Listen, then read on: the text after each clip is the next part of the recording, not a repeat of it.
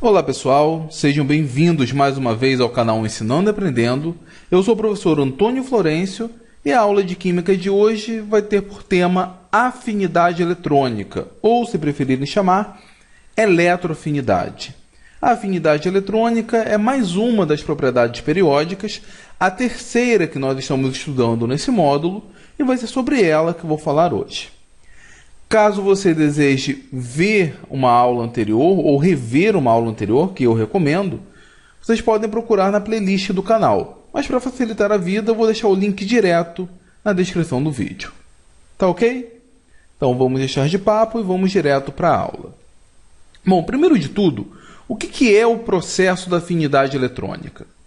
Imagine que eu tenha um conjunto de átomos, imagine que eu tenha um mol de átomos, por exemplo, com a condição de que os átomos estejam isolados uns dos outros, ou seja, a substância esteja no estado gasoso. Agora vamos imaginar que eu tenho condições de fornecer um elétron para esse átomo.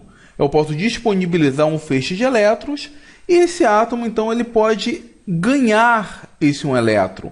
Esse elétron passa a fazer parte agora do átomo. O átomo ganhou esse elétron. Esse processo de ganhar um elétron é o que nós chamamos de afinidade eletrônica.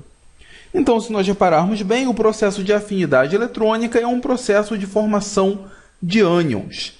Eu posso representar esse processo como um átomo A qualquer, isolado no estado gasoso, ganhando um elétron. Eu vou transformar esse átomo A no átomo A-. Estou transformando o átomo A no ânion A. Obviamente, quando ele ganha esse elétron, o raio vai aumentar, característico de um ânion. Quando o átomo ganha apenas um elétron, eu chamo esse processo de primeira afinidade eletrônica. Ele pode ganhar um segundo elétron. E aí nós teríamos a segunda afinidade eletrônica, que seria a transformação do ânion A-, ganhando mais um elétron e sendo convertido no ânion A2-. Por sua vez, eu posso ter uma terceira afinidade eletrônica, que seria a conversão do ânion A2-, ainda isolado, ganhando um elétron e passando a ser o ânion A3-. E assim por diante. Eu posso ter quantas afinidades eletrônicas forem possíveis.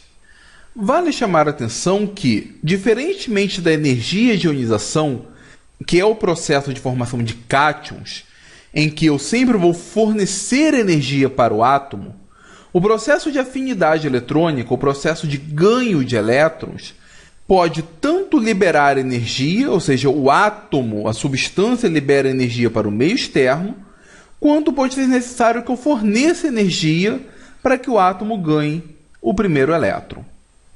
Nesse caso, quando nós chamamos de um processo que libera energia, nós chamamos de um processo exotérmico. É o caso da maioria das primeiras afinidades eletrônicas. No entanto, para que o processo ocorra, eu tenha que fornecer energia para o sistema. Nesse caso, nós chamamos de um processo que nós chamamos de endotérmico. E nesse caso, toda segunda energia de ionização em diante, segunda, terceira, quarta, enfim, todas elas serão processos endotérmicos. A partir do momento que um átomo ganhou um elétron, para que ele ganhe o segundo elétron, eu tenho que forçar esse processo, eu tenho que fornecer energia para o átomo. Consegue ter uma ideia do porquê disso?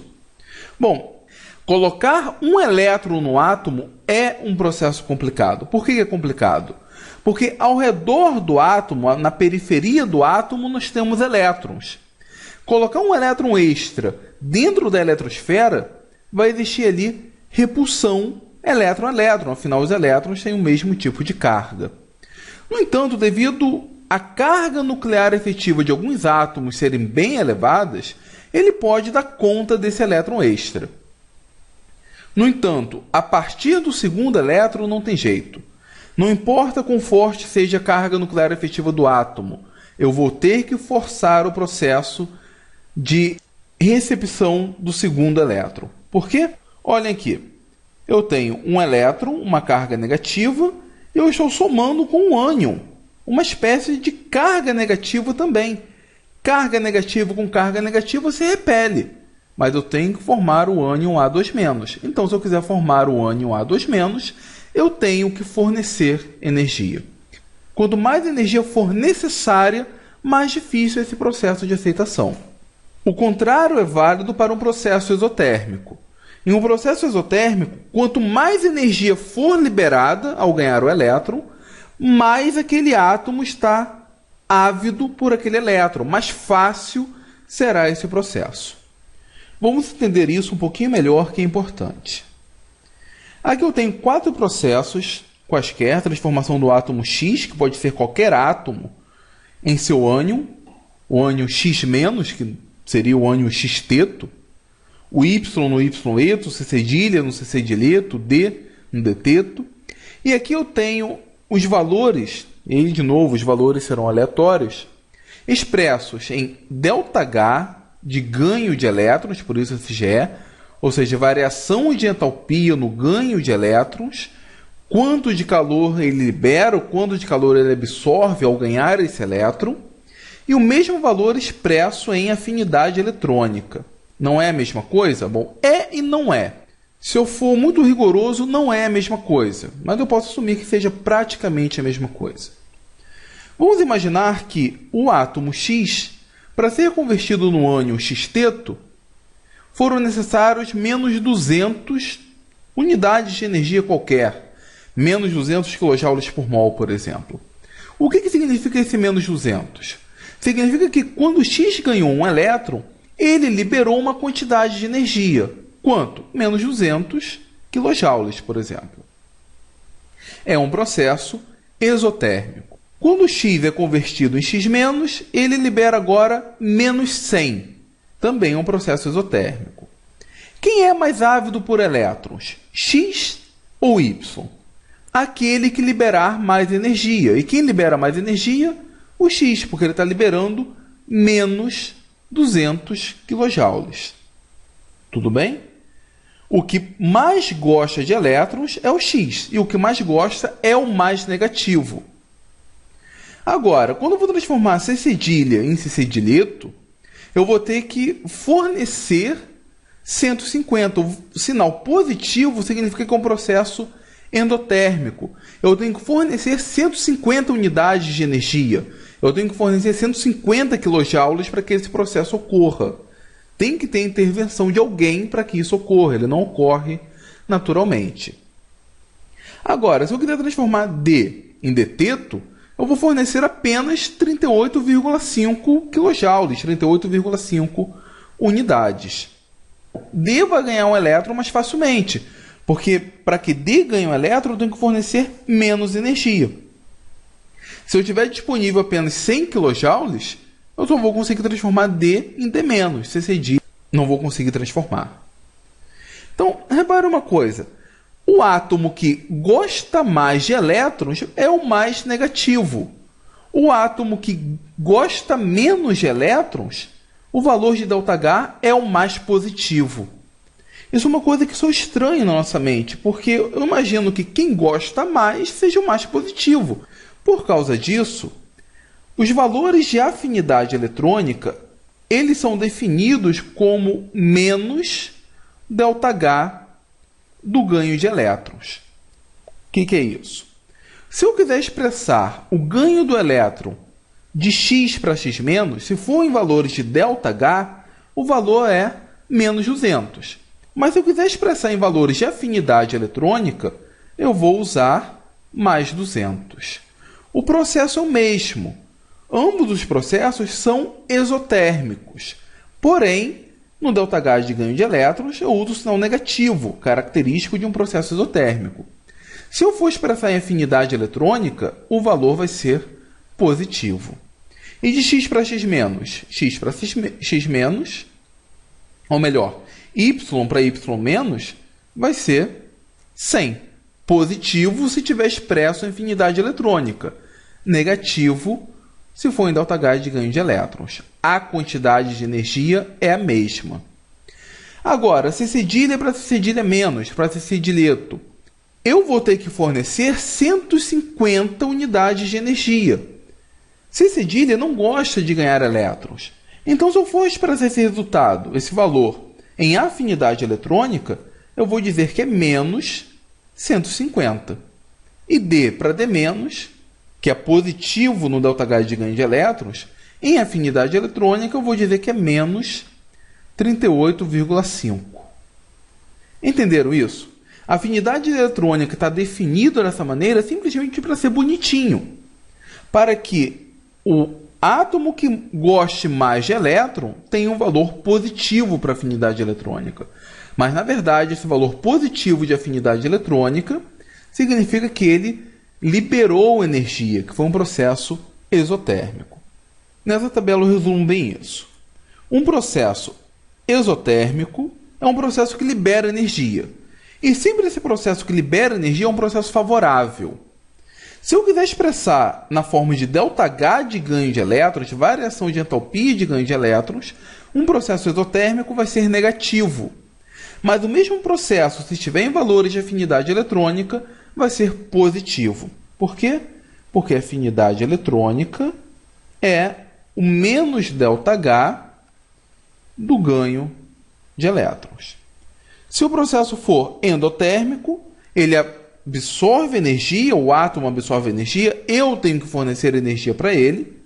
Esse sempre vai ser um processo desfavorável. Quanto mais energia ele absorver, mais desfavorável vai ser esse processo. Quando expressar em ΔH de ganho de elétrons, ele vai ser positivo. Quanto menos o átomo gostar de elétrons, mais positivo ele vai ser. Se eu for expressar em afinidade eletrônica, já vai ser negativo, para passar a ideia de que quanto menos o átomo gosta do elétron, mais negativo será o valor energético para esse processo. Entenderam? Isso às vezes causa uma certa confusão, principalmente porque antigamente não existia essa diferença, essa definição. Bom, eu espero que tenham entendido isso. O processo é o mesmo, é apenas uma troca de sinal. E aí, afinidade eletrônica positiva significa um processo favorável. Afinidade eletrônica negativa, um processo desfavorável. Então, vamos ver um pouco como que é a variação da afinidade eletrônica na tabela periódica. Vamos dar uma olhada aqui. A maioria dos livros didáticos dizem que a afinidade eletrônica cresce da esquerda para a direita, ou seja, os átomos que estiverem mais à direita apresentam maior afinidade eletrônica quando comparado com o átomo no mesmo período. Por exemplo, vamos pegar aqui o lítio e vamos comparar o lítio com o carbono. Quem deve apresentar maior afinidade eletrônica? O carbono. Por quê? Porque ele está mais à direita. Mas por que estar mais à direita leva a uma maior afinidade eletrônica? Nesse caso, está relacionado à carga nuclear efetiva, que nós falamos desde a primeira aula.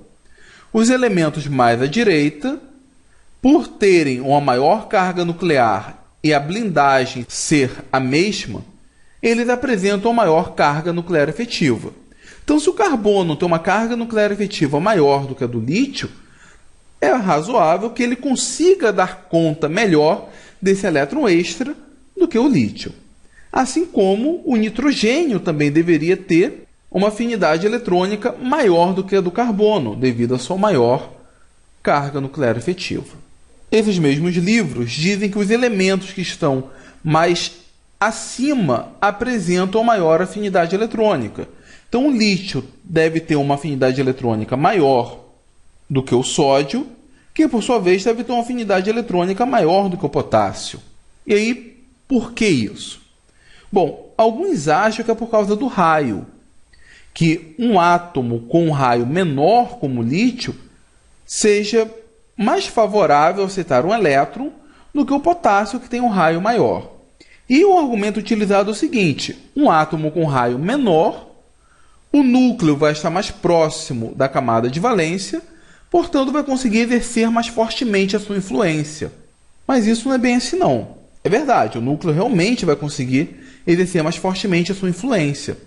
Porém, um átomo com raio pequeno é muito mais desfavorável dele receber um elétron. Por quê? A interação elétron-núcleo não é mais forte? Sim, pode ser mais forte. O problema é o espaço. Um átomo que tem apenas 2 períodos, como o lítio, por exemplo, ou o próprio flúor, ganhar um elétron a mais num espaço pequeno é algo muito complicado, porque elétron com elétron se repelem. É a mesma coisa que você querer colocar uma 8ª pessoa dentro do Fusca que já tenha 7 pessoas. É difícil, o espaço ali não comporta tantas pessoas assim. Pode até ser que você dê um jeitinho e isso funcione, mas é muito mais fácil você colocar a 8ª pessoa dentro de um ônibus que já tenha 7 pessoas. Ali o espaço é muito mais amplo, vai conseguir comportar melhor esse número de pessoas. A mesma coisa o raio atômico. É muito mais fácil colocarmos um elétron extra num átomo com raio maior, porque ele vai conseguir comportar melhor esse elétron, vai conseguir dispersar melhor essa repulsão entre as cargas, do que no átomo com raio menor. Mas aí surge um outro problema, né? Um átomo com raio maior tem uma atração elétron-núcleo mais fraca. E aí, quanto mais forte a atração elétron-núcleo for, melhor para ele ganhar o elétron. Vocês perceberam que aqui já surgiu um pequeno problema? Os elementos mais à direita apresentam maior carga nuclear efetiva, mas os elementos mais à direita também apresentam menor raio. E aí? Por um lado é favorável, por outro é desfavorável. Quem é que ganha? Já perceberam que isso vai dar problema, não vai?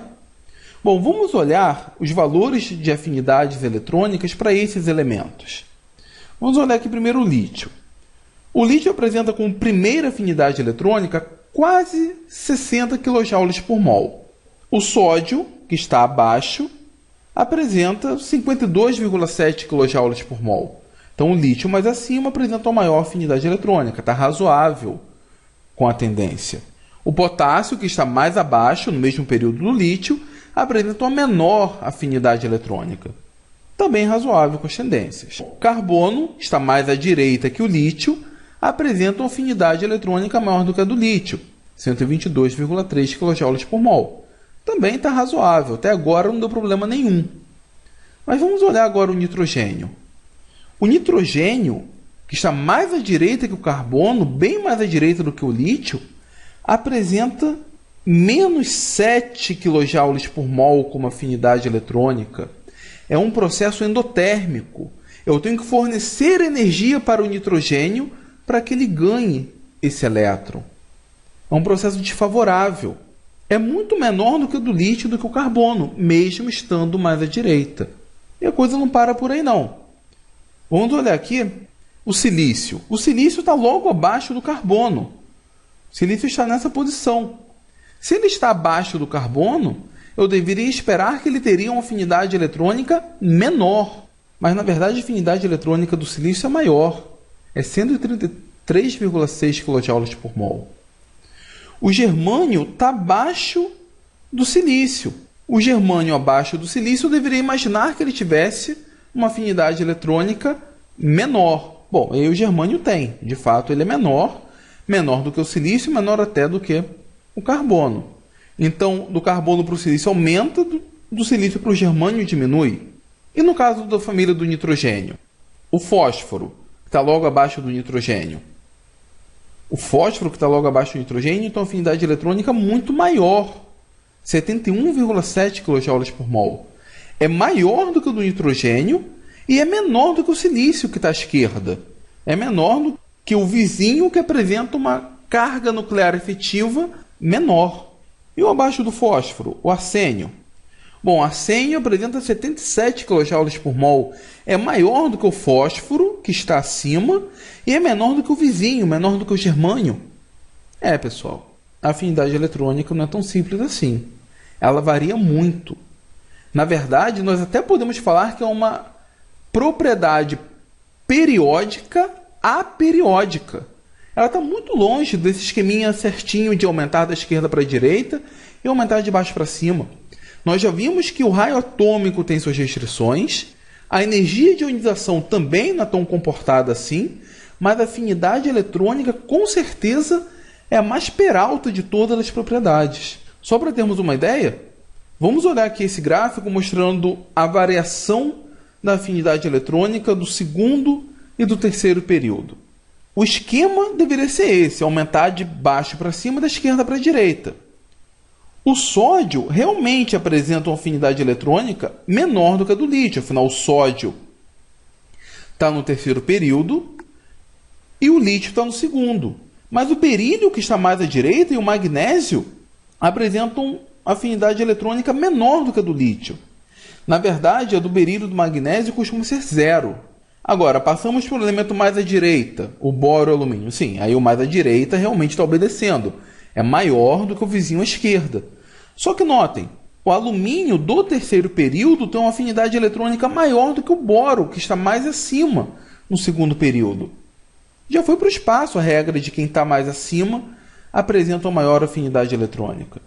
Os outros dois elementos, o carbono e o silício, realmente estão mais à direita, apresentam maior afinidade eletrônica. Mas, de novo, o silício, que está mais abaixo, tem uma afinidade eletrônica maior do que a do carbono. Aí passamos para o fósforo e para o nitrogênio. Não é só menor do que a do seu vizinho imediato. No caso do nitrogênio, não é apenas menor do que o seu vizinho imediato, mas no caso do nitrogênio, menor do que todos os elementos do período. O do nitrogênio, a afinidade eletrônica dele é negativa. A do fósforo ainda é menor do que a do silício. Aí, quando passamos para o enxofre e para o oxigênio, que estão mais à direita, de fato aumentam. Para o flúor e para o cloro também, de fato, aumentam. Mesmo assim, o terceiro período apresenta uma maior afinidade eletrônica. Aí passamos para o gás nobre, que é praticamente zero. Então, pessoal, a afinidade eletrônica é muito irregular. Ela é completamente irregular. Se você assistiu à última aula, a segunda aula falando a respeito de energia de ionização, já deve imaginar que parte da culpa disso está relacionado com a interação de troca. Lembram dela? Sim, a interação de troca realmente tem o seu papel nisso, mas existem outras coisas. Bom, cada um desses pontos tem que ser analisados com cuidado para que o conceito de afinidade eletrônica, e principalmente sua variação, fique clara nas nossas mentes. Mas na aula de hoje eu acho que não vale mais a pena falar sobre isso. Já tivemos informação suficiente, já vimos o conceito da afinidade eletrônica, nós já vimos, entre aspas, como que é a variação da afinidade eletrônica, mas vimos que não funciona. O porquê disso, de maneira mais detalhada, nós vamos ver na nossa próxima aula. Tá ok? Bom, nossa próxima aula é sexta-feira que vem. Enquanto isso, como sempre, faça uma visita lá no ensinandoaprendendo.com.br, lá no meu blog. Terei um imenso prazer em receber vocês. Toda semana eu publico um artigo novo. Vale a pena dar uma olhada para aprendermos um pouco mais a respeito de química. E além disso, se gostaram desse vídeo, se acham que esse vídeo é interessante, foi bem explicativo, mostrou como que realmente é a afinidade eletrônica, vamos dizer assim, serviu para mostrar o lado oculto da afinidade eletrônica, por favor, deem o seu like, compartilhe esse vídeo em suas redes sociais, vai me ajudar muito no crescimento do canal e, como sempre, vai me estimular a produzir mais vídeos. Tá ok? Então, até a próxima do Ensinando e Aprendendo.